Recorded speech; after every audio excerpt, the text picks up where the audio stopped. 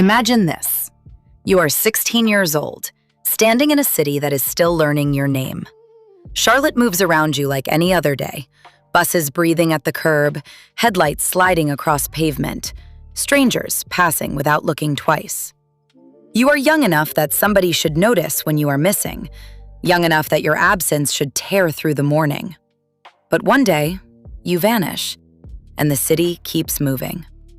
Your family waits for the sound every desperate family waits for. A key in the door, a phone vibrating on the table, a voice saying it was all a mistake. At first, hope disguises itself as logic. Maybe she is with someone. Maybe she lost her phone. Maybe she is scared. Maybe she will come home. But hope has a clock on it. After the first night, it starts to thin.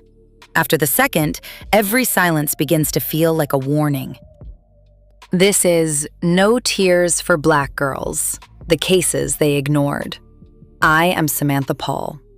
Today we are talking about Juliana Umba Nzita, a 16-year-old girl from Charlotte, North Carolina, formerly of the Democratic Republic of Congo.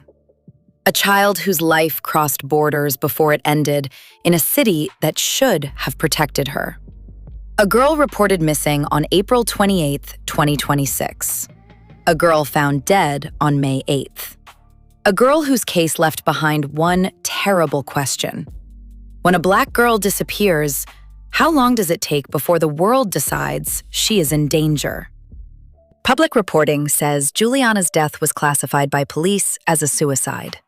That matters, and we are not going to twist that into something the record does not prove. But a classification does not erase the horror of a missing child being found dead. It does not erase the days before she was found.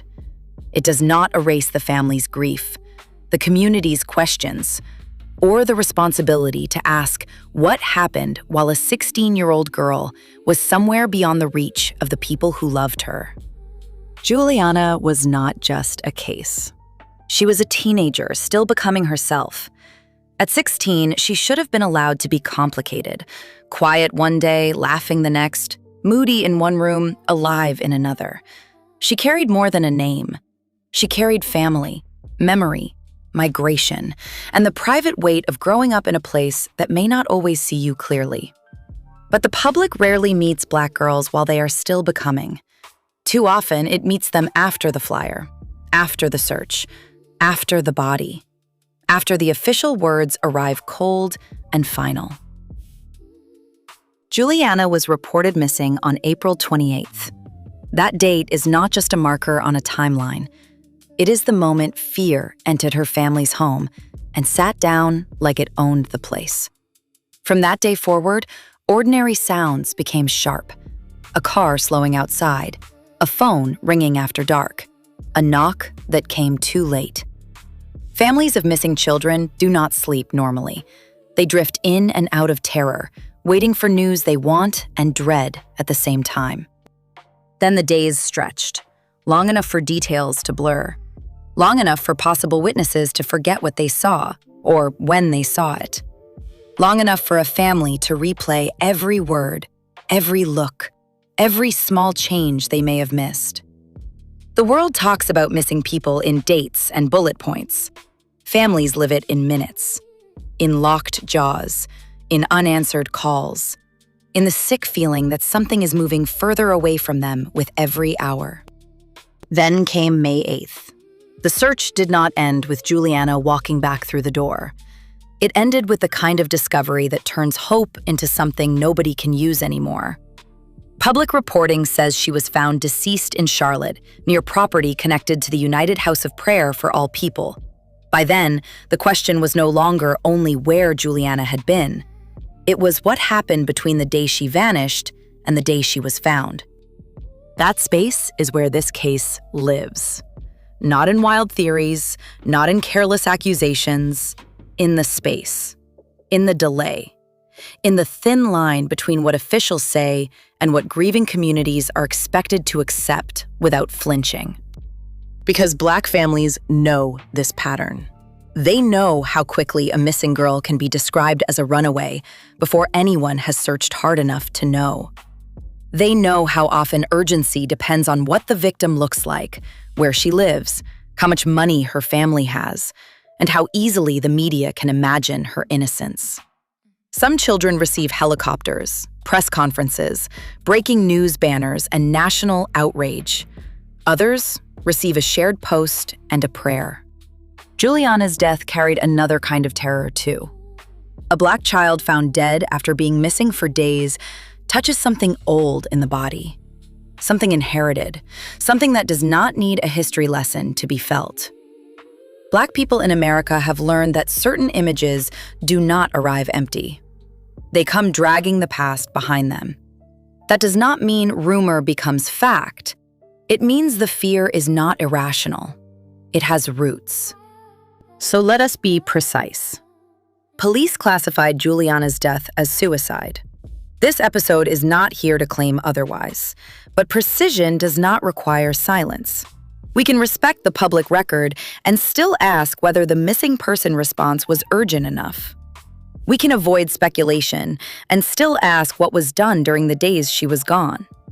We can reject rumor and still demand transparency. Those are not contradictions. That is what care looks like when a child is gone. What searches were conducted after April 28th? Who was the last person known to have seen Juliana alive? What locations were checked first, and why? Were nearby cameras reviewed before footage could vanish? Were witnesses canvassed? Was the family given a clear explanation of the investigative steps? And did officials understand how little information can become its own kind of violence when a community is already grieving? When authorities say a case is closed in their minds, families may still be standing in the ruins. They still have to choose clothes for a funeral. They still have to answer messages. They still have to see their child's name online beside words no parent should ever have to read. And when the public explanation feels too small for the size of the loss, grief does not settle. It sharpens. There is also the matter of Juliana being an immigrant Black girl. That detail should deepen the urgency, not shrink it. Immigrant families can face systems that feel locked behind language, paperwork, customs, fear, and unfamiliar rules. Imagine trying to understand the machinery of a country while your child is missing inside it. Imagine trying to get answers from police, media, schools, churches, and public agencies while your own grief is still too fresh to name. For Juliana's family, the question was simple and unbearable. Where is she? It is a small question until it is your child. Then it becomes a room with no doors. It follows you into the kitchen. It waits beside the bed. It turns every street into a possibility and every silence into punishment. Then the answer came, and it was worse than the question. This is the part that must be handled with dignity. Suicide is not shame. It is not weakness. It is not a stain on the person who died. If Juliana was suffering, then she deserved help before the darkness got that close. She deserved someone to see the danger before it became irreversible. She deserved protection, intervention, tenderness, and time. And if there are details the public does not know, then she deserves truth handled with that same tenderness. What she does not deserve is to become a battleground for careless theories. She does not deserve to be reduced to the method of her death. She does not deserve strangers speaking over her family's grief just to sound certain. Certainty is cheap when you are not the one burying a child. Think about the house after the news. The air changes. People move differently. Someone keeps checking a phone that will never bring the right message. Someone folds clothes because standing still hurts too much. Someone remembers a laugh at the wrong moment and breaks all over again.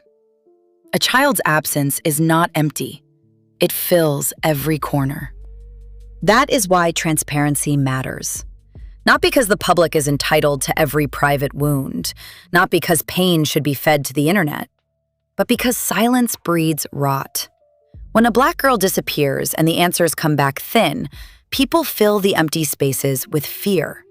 Sometimes that fear is messy. Sometimes it is loud. But underneath it is a reasonable demand. Show us that her life was treated like it mattered before her death became official.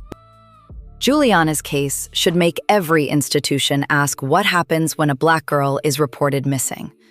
Does the response move with urgency, or does it wait for the situation to become undeniable? Do people search with the belief that she is endangered, or with the assumption that she chose to be gone? Are families guided through the process, or left to become investigators through grief? A missing child should not have to be perfect to be protected. She should not have to be wealthy, familiar, native-born, or easy for the public to understand. She should not have to become a tragedy before people agree she was worth searching for. Juliana Umba Nzita was 16. She had a name before the report, a family before the headline, a life before the questions. Whatever pain she carried, whatever happened in those final days, she deserved more time, more mornings, more ordinary afternoons, more chances to grow into the woman she might have become. And now, her story leaves us with a responsibility. Not to invent answers, not to exploit grief, but to keep asking why missing Black girls are so often made to wait for attention. Why their families have to push so hard against silence. Why the public record can feel so small beside the size of the loss. Why a city can keep moving while a child is missing inside it. To Juliana's family, we speak her name with care. To the community still asking questions, we hear the fear beneath the anger. And to every Black girl listening, every immigrant girl, every child who has ever felt unseen, your life is not a footnote. Your pain is not an inconvenience. Your absence should shake the room. You deserve to be noticed while you are still here. If this episode moved something in you, please share it. Leave a 5-star review wherever you listen. Every review helps the algorithm push these stories to more people. More reviews mean more families get heard, more stories get told, and more Black women stop being treated like footnotes in cases that should have begun with their names. This is No Tears for Black Girls, the cases they ignored. I am Samantha Paul. Stay loved, stay safe, and remember, whenever you are trapped in a world of darkness, never allow fear to overwhelm you. Believe in your inner spirit and remind yourself of God's first words. Let there be light.